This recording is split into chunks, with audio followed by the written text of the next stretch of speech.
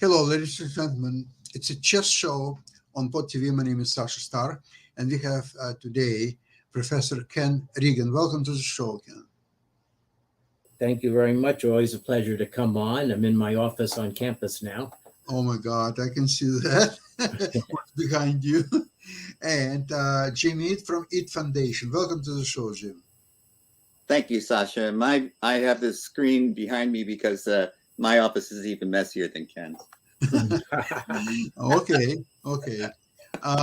What's happened lately in chess? So we have new world champion. We have this tournament just ended where both the champion and his challenger performed some mediocre level. Being kind. Yeah, in kind. Maybe for In someone. fact, their IPRs were a little higher than for the classical games in the World Championship match. So it was not that strong a downflow. But yeah, they both had minus scores, of course. Right. Yeah. Well, what else we can think? It's just a score. Ken, what's interesting happening and what are you looking forward to? Well, there's the Women's Grand Prix in Nicosia. Yeah, And- Shuvalova is 2 out of 2. Yeah, that's right. And I finally have time to really do further work on the hypothesis that what's generally appreciated as a rating deflation coming out of the pandemic is affecting women particularly much. The high women, not the young teenagers. I've already adjusted their ratings, but the established players. I see. And it's easy. They're a smaller group to study. There's less variance, so it makes a scientifically better task to see if I can rigorously establish that they are 50 to 100 points underrated. And the cause that I conjecture is very simple. I've had a lot of success pinpointing the fact that junior players are 500 ELO and more underrated. And that's still the case in some cases, although the ratings have mostly bounced back. But if you played in-person chess in 2021 or 2022, when some tournaments started coming back, and sat down against a junior underrated by 500 ELO, it means that you lost 5 rating points, whether the outcome of the game was win, lose, or draw. Do that 10 times, and there's your 50 points underrated. So the FIDE has been running by me and by other people, and I've heard them to, various possible ways of trying to equalize this gap. But 500 is brutal. But Ken, why would this be affecting the women, the higher rated women, more than others? Well, it's a question of variance. They're a more homogeneous set of people to study. A larger set, you're going to get more people who barnstorm and Swisses, who either play in foreign countries, something like that. And also, it just seems to me to be more pronounced with them. It's like let's put it this way, I think there are a few junior women players, but I think that maybe the women have participated less in tournaments frequented by a lot of junior players, where there are other things that could cover up the discrepancies I see. And the women I'm concerned with mostly are the select set playing in the Women's Grand Prix events. Yes. So it might be the types of tournaments that they're participating in are overrepresented by these people that had their ratings suppressed by the pandemic. Correct. So there are 5 Women's Grand Prix events now, and so since 2021. And that's a reasonable size controlled set for me to study. Fascinating. Mm-hmm. Ken, what would be your comment to suggestions that women's chess generally there is much more aggressive play? I'm going to 3 times less draws than in men's tournament. What's your explanation of that? Well, that's right. Well, I haven't done that test yet, but yes, the other reason I'm keen is really to try to test the effectiveness of my criticality weighted measure of chess positions in Superbet.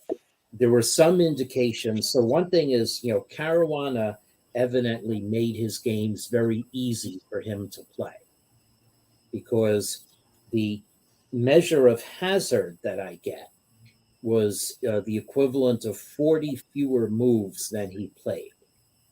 Is that the better selection of opening lines? Could be. It could be the opening lines or something to do with that. But it's basically, yeah. However, I had thought that Rapport and Firouzja would score high. The field overall scores a little above average on difficulty, but I haven't yet pinpointed who were the enterprising players that brought this about, or the players who made life difficult for themselves. And part of the problem is that my model's nonlinear, so it's easy. You can't reason by averages sometimes. What do you think in women's chess, the apparently large number of decisive games is that they are less skillful in defense than men? Well, that's a good question. So I should also get a lot of category 9-10 tournaments by men, round robins, and compare. That would be a controlled comparison. I have not done that yet. Yeah. Well, you could say that in the club play, there are more decisive results as well. Because the stronger you get, the more likely that you're going to produce a draw, as some of our World Chess Championship have demonstrated. Defenses, especially in this day and age with computer engines helping you, draws tend to be the most likely outcome at the highest ranks. But what I was impressed with the Superbet tournament is I looked at the cross table, and man, there are so many really good players that are in their peak. They're not just up and coming. Like Caruana won the U.S. Championship. He's a former contender for the World Chess Championship. And he won by half a point over Wesley So, another U.S.-based player that's very strong. And then the two following players are young. Giri is also, I've really been following his career lately. I've been very impressed, not only with his play, but with his personality. And the two World Championship contenders, they finish at the bottom of the cross table, but you can understand that after the preparation for the World Chess Championship match, they must have been exhausted. So they probably didn't put their best foot forward. It's too close. I think so. I think so too, Sasha. But I do think that the players that finished at the top half of this field, it's exciting to me how many good, strong players there are. Yeah, we did see Caruana mess up that rook ending we were following a week ago. Just as we got off the proving he's human, he's not an engine. Yeah. But there was also, that was a fascinating game. I have a question I'd like to ask. Do you think the Grand Prix format encourages more of a fight for absolute first, as opposed to getting a good score? I think it's a great question, and I do think that's true. Mm-hmm. I do think people are having to, because of the nature of the Grand Prix, they have to finish at or near the top to keep going, to be a factor for it's sort of like the FedEx Cup in golf. People are, they need to have a good year to finish in the money at the end of the year. So they're rewarded later by consistent good results. But I have one problem with the concept is that in order to be in the first 6, I think that's what's important, or maybe first 8. I forgot the number. I've forgotten too. Yeah, Ken, what do you think? Is it first 6? I'm not sure. I haven't read the rules of the. Yeah. Okay, let's assume it's either 6 or 8. Yep. I would think it's 6 probably. The difference between the first prize and the 6th prize is not that great. Yes, there's more money for first prize, but the consequences of being 7th versus 6th are grave. So what is the best strategy here would be to avoid any risky continuations, play very, very solid, very dependable opening, and if it's a draw, that's fine, the life goes on, so you play next game. but to avoid possibility of losses at any point. And that is exactly why Magnus Carlsen was very critical about this World Championship, is saying that when he was playing the Karyakin and especially Caruana, both of them were electing very, very low risk lines, where it's extremely difficult for either side to even to try to play for a win. And in match with Caruana, that's exactly what's happened. There are very, very few positions that actually could be considered worth trying to play for a win. Now, in Niepo and Lejeune, it's a different story. It seems to me that both of them were overrating their capabilities. They were not too scared about their opponents. And that's why there are so many resulting games. Now, it doesn't mean that the quality of the games was very high. Okay, it was neither high nor low. Okay, it was the games. Missed a lot of mistakes. But the explanation of Carlsen is that they didn't care about so much about the result, and they were just playing, and they were playing much riskier kind of chess than Caruana and Karyakin were playing against Carlsen. So even if the same players like Nepa and Ding would ever play against Carlsen, I doubt a lot that they would play risky lines or so. They would play ultra solid line if they can, because Nepa, I'm not sure that he can play this ultra solid lines. And his match with Carlsen just proved that. He was playing. Well, his match with Carlsen showed another part of this, is that the tension at that level is when he ran into trouble, when he got behind, he kind of collapsed, and certain players can suffer a loss and fight back, which we saw in the latest match. Both of them did that, and Ding especially was able to win right after losing, and that's so admirable. But then against Carlsen, maybe it's part of like Carlsen is just so fearsome an opponent that once you lose, you kind of think it's over. So maybe that's a failure of Nepa playing solid style of chess, and this is why he will never become a world champion. That's why he collapsed in his match against Carlsen, and that's why he failed to win match against Ding. Everyone suggesting what I've heard is that Nepa is a much more talented player than Ding. I don't think that I agree with that, but probably it is so. But then his character failed. It's failure for him to win game after game and not be able to hold on to his lead. Well, you can speak to this more intelligently than I, but isn't there a lot of pressure on a guy like Nepo to represent Russia?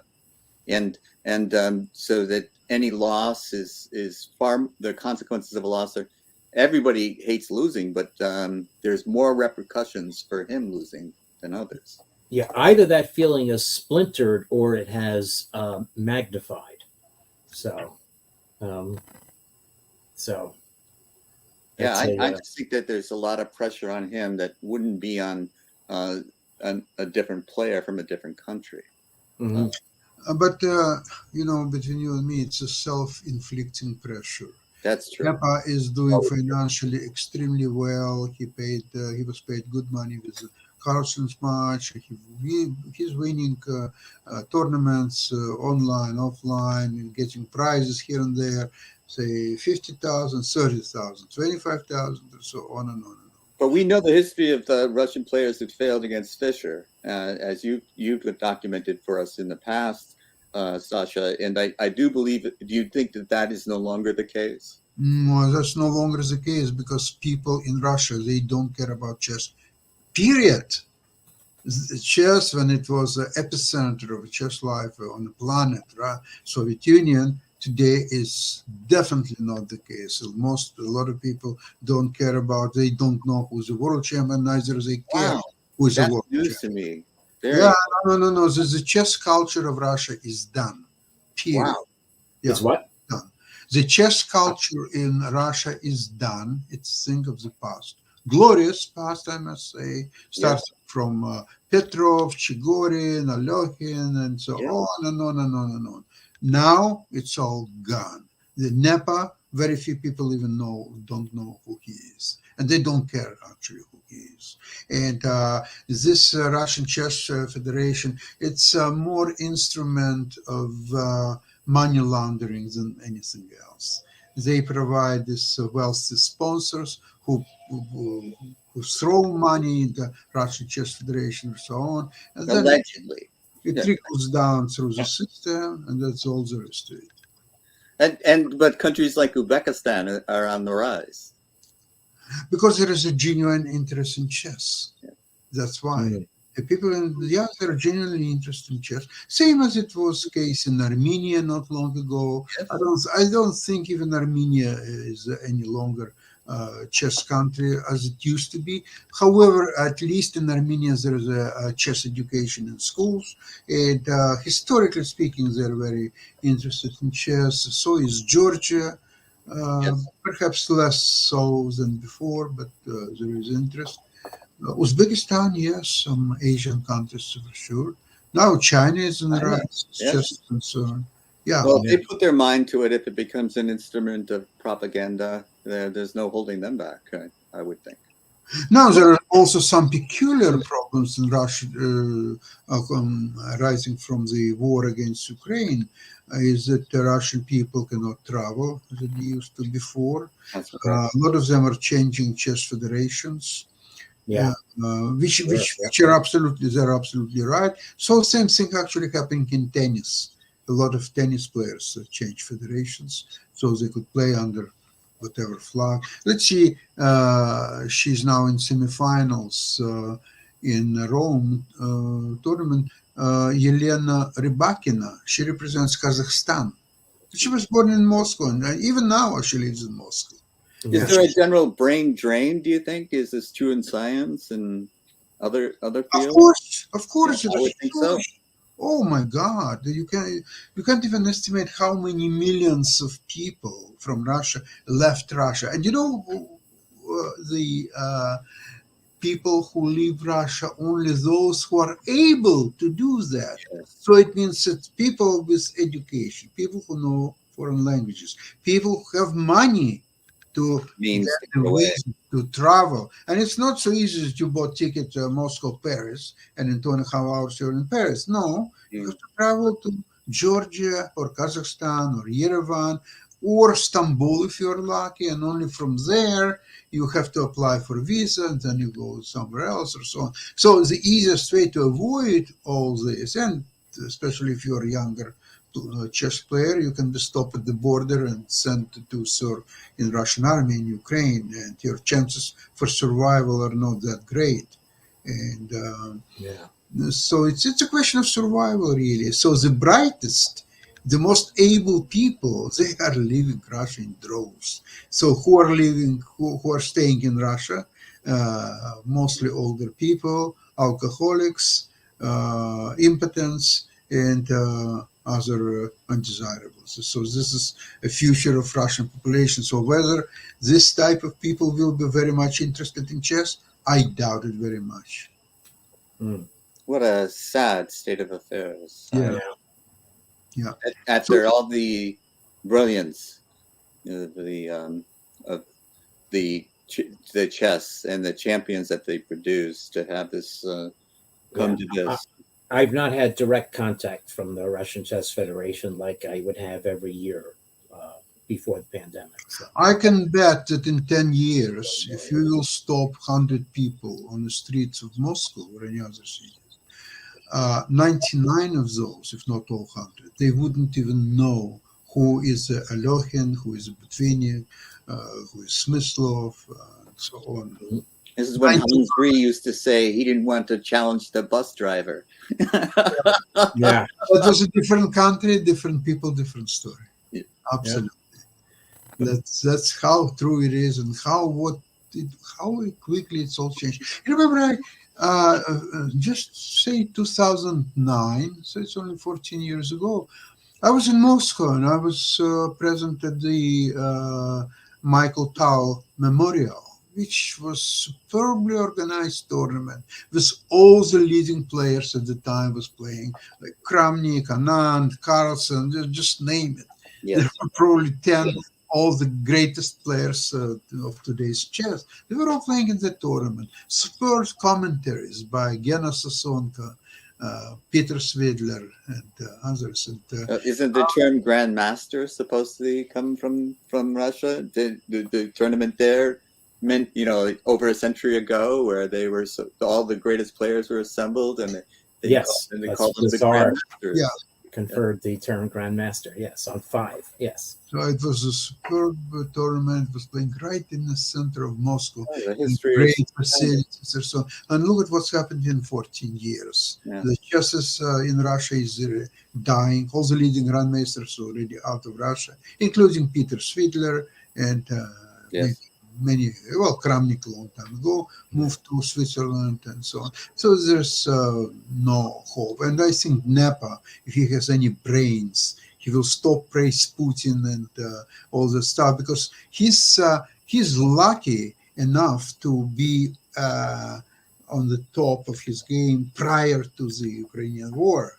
So he was able to squeeze Russia Federation and sponsors or so on. He milked them for a lot of money. Don't look at his official prize, whatever he's got, Yeah. 800,000 euros or so on. He milked Russians. He paid for his preparation, for his coaches, for his travels, for his just anything. Everything is first class. These times are gone. All what Nepa can do today is to go to Ukraine and be on the Russian front. Okay, so obviously he's not looking forward to it. So if he has any brains, he would be out of Russia if he's not already. Right.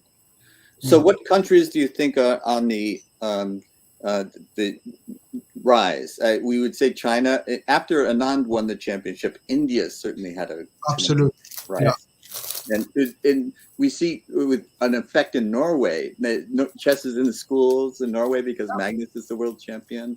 On their main television channel, they're Yes. always So I there's think Spain. Spain. Spain. Another Yes. Yes. very popular destination. Yes, Mhm. actually, Anand lives in Spain, if I'm not mistaken. And Miguel, he's going to move to Spain from Romania. Yes, that's right. Yeah, Right. Yeah. absolutely. Galicia. Yeah. And He knows Spanish very well. Well, he knows many languages, but Yeah. Spanish is probably his best Yes, that's outside of Armenian. and Oh, Uruguay, most particularly, I would say, Mhm. through local efforts. Now, in Yes. Latin America, chess, I would say, is popular. And I know that in Venezuela is very popular, despite all their economic problems and many others. I think Argentina, historically, they're very interested in chess. certainly that's been true. Yeah. In the past, they were there was a passion for holding tournaments and producing good players and all of that. I don't know today what the future holds for those countries, and even in the United States. I think we have this patron in St. Louis that has made all the difference for Yeah, absolutely. attracting strong players and giving local players or local but national players a chance to compete with international players of the highest caliber. That's an amazing opportunity. When that was I remember I was in St. Louis. I was there a few times, and what's impressing me is that they have actually built a portable studio, the television studio, right there. When Yasser, when he comments, and others, Yeah. they're all located there, so they have in-house production. and first class too. I think they've been doing something very, very well. And actually, I noticed in small details, they're improving. They keep improving a year after year. Yes. Yes. And he's really, spectacular chess club, and across the street there's a chess hall of Hall of fame. Fame museum. Yes, It's so impressive. All this. it's a destination in chess now. It's a destination. Yeah, absolutely. I wouldn't mind to go there and spend the week, even if there is no tournament. Just spend a week and looking at the Chess Hall of Fame and the chess club. And there are many nice restaurants and cafes around. It's a really beautiful area of St. Louis, and they have a grandmaster in residence. They come in once a month. They have a place that they can stay, and so I remember I was there once. Joel Benjamin was there for a month, and I've known Joel since he was young. And so it is a pleasure. Yeah. I remember a week when Alex Fishbane was Grandmaster in residence. Yeah, he's quite knowledgeable, very pleasant. Yeah. I think he lives now in Atlanta or Augusta, somewhere in Georgia. Yes, I think you're right. I've lost track. Yeah. Anyway, so what's coming up next week? What we should look forward to? The next Super Bet stage, Rapid and Blitz. Rapid and Blitz, that will be very interesting tournament too. And actually, this is one where NEPA hopefully will recover from this poor classical chess form. Has Carlson in it too, so yeah. Apparently there is a comment that a major chess Hall of Fame in St. Louis, which we had just discussed, they have a music series too. Yes, I know they have. Mostly, I think they're featuring some light classical music. They have like classical string ensembles or so on. But not only that, sometimes they have jazz, sometimes they have some different forms of music. It's a superb location. Superb place. And so let's look forward to next week. This Rapid and Blitz. It will be probably more exciting than always. The Rapid play is my favorite. And all I wish is that Caruana will prove his skills in Blitz and Rapid, because like before it was usually considered that he's great in classical chess, but he's not on the level in Rapid. I hope it's going to change, and I hope this tournament will prove it. Thank you. We'll see. Okay. I wish him all the best. Good guy too. Yeah, he is a very good guy. Yes, very. Thank you so much, guys, and look forward see you later, Ken. to next week. Yep. Okay. Bye-bye. Bye-bye. Bye-bye.